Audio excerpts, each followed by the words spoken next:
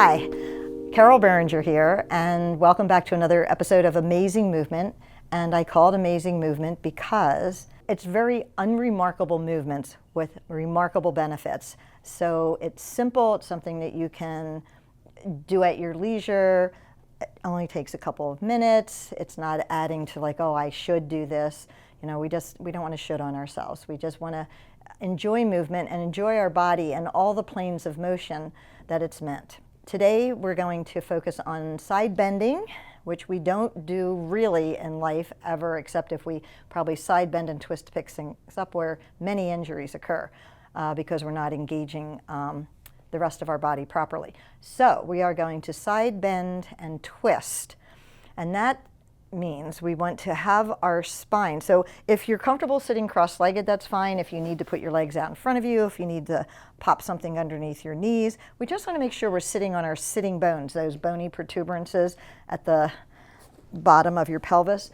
So sitting comfortably, and a favorite way for me to have people get into their best posture is to take the pinky into the belly button and the thumb on the breastbone and pull those two spaces apart. And when you do that, you'll feel your tailbone go down, your breastbone lift up, and your spine will fall into its natural curves. And when we get the breastbone, this upper part of our body, which is fingertip to fingertip across the breastbone and across the bottom of the shoulder blades, I call that the steering wheel connection. So let's talk about this seated posture. So when people come into, I do have a Pilates studio in Wayne, Pennsylvania since 2002.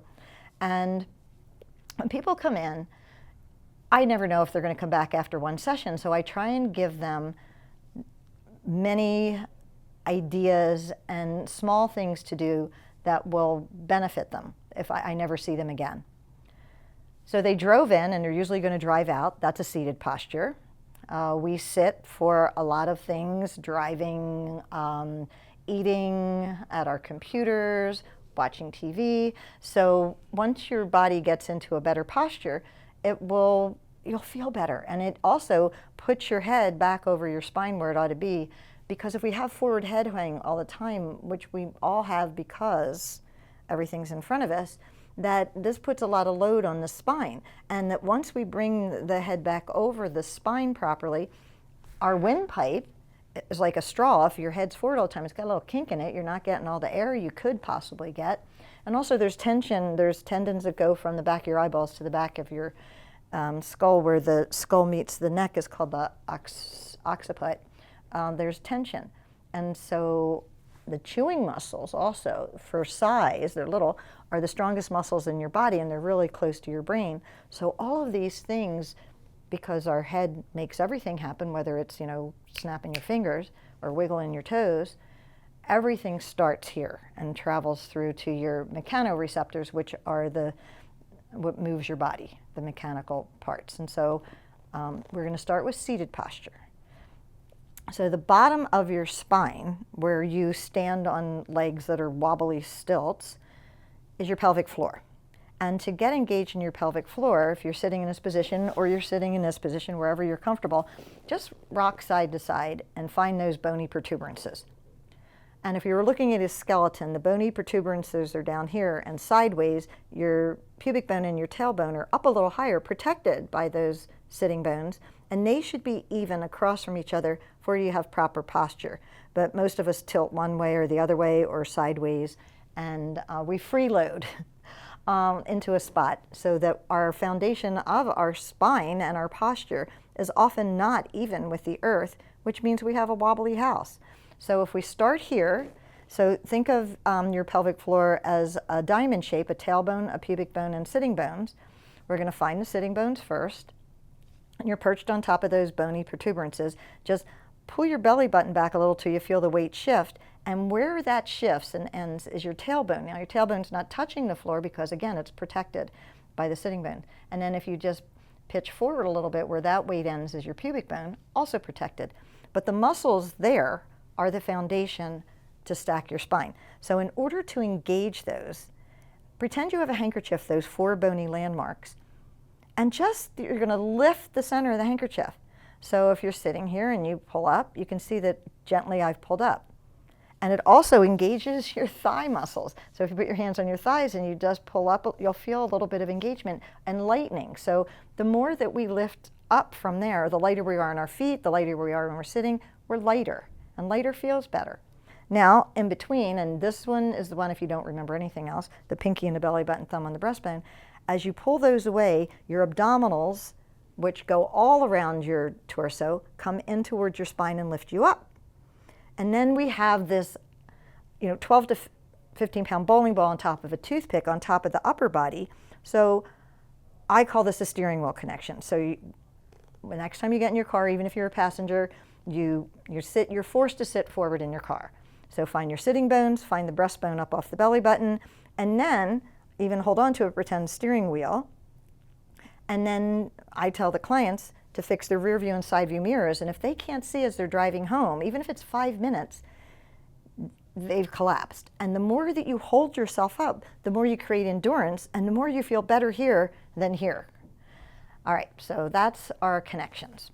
So now we're going to use that for our side bending and twisting, because we're going to lift up now. And if you have your ankles crossed, what I want you to do is recross them, because we always go to our favorite side. And this is going to feel weird.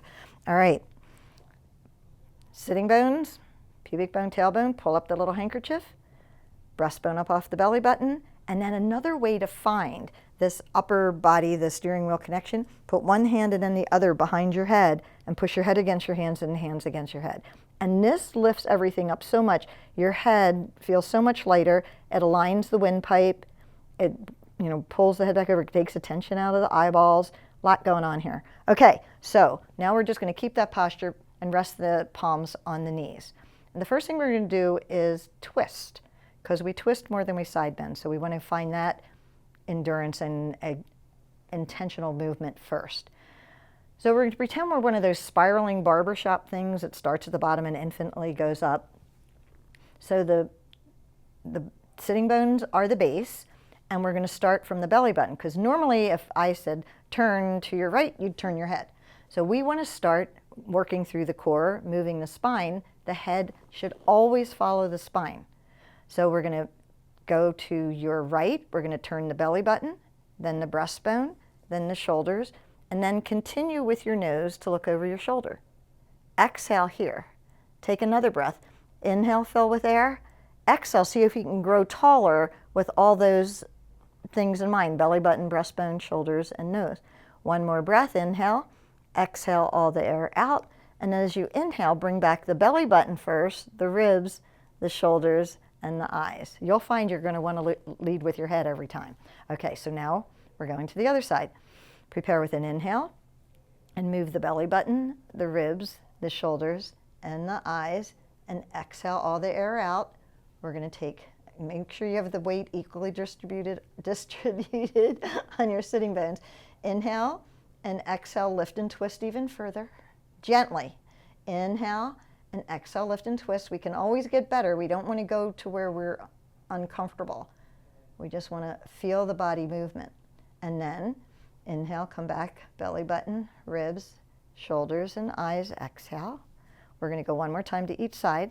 So pull up through the pelvic floor, belly away from the shirt, head back over the shoulders, belly button, ribs, shoulders, and eyes. Exhale all the air out. Inhale. Now, as you exhale now, think of taking your eyeballs to look back over that shoulder or even out the corner of your eye. And you might not even move, but it'll feel like you moved. And then inhale again.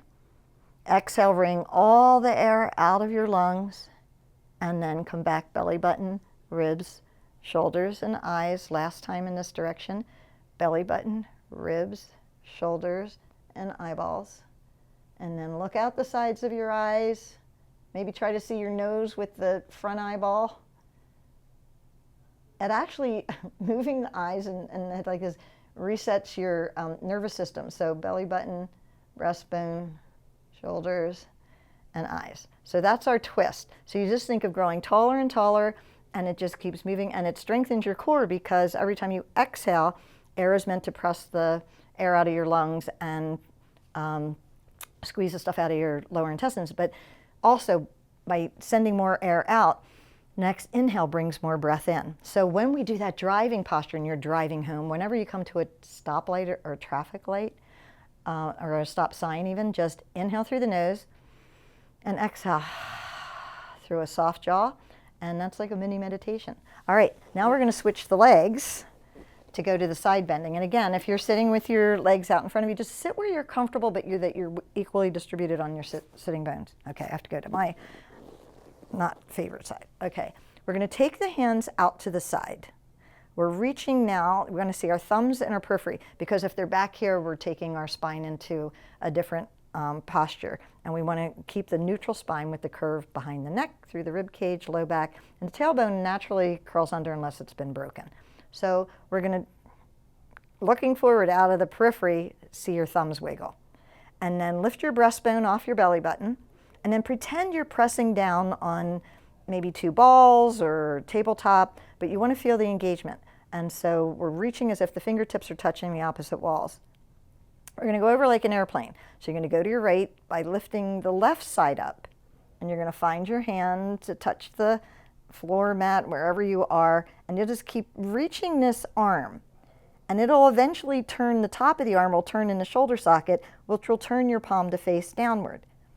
Then reach from your armpit up, so you're reaching through the top bone, which is called the humerus in the arm, and as you pull yourself back through center, the arm will naturally turn down again. So our habit would be to go with the hand, because we work from our extremities. You would turn your hand. Well, you can see that when I go this way, if I lift up through that side and go over, and I just keep reaching the arm straight, because if we bend at the elbow or wrist, it turns into an arm movement versus a whole side, you can see that my palm turns somewhat down. So we're allowing the arm to turn from our center, which people refer to as their core, because my story is that your core goes to your elbows and knees if you're moving properly from your center.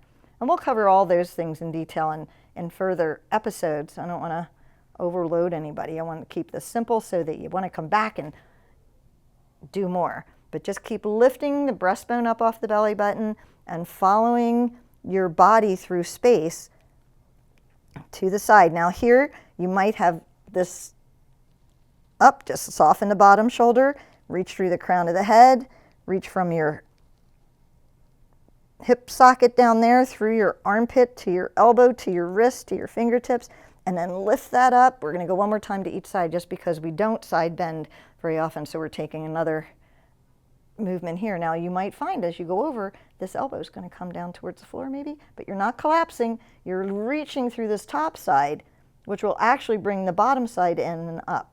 So when we move with good body mechanics, the body invites everybody to the party, all the intrinsic muscles, the tendons, the ligaments, and fascia.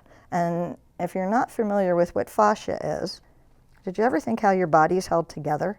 Do you think your skin holds everything in? Nope. There's this stuff called fascia that goes, it's around every muscle fiber, every muscle bundle. It's everything, I think, except your teeth and your tongue. All right, now here, just float your arms down. And that's it for today. See you next week.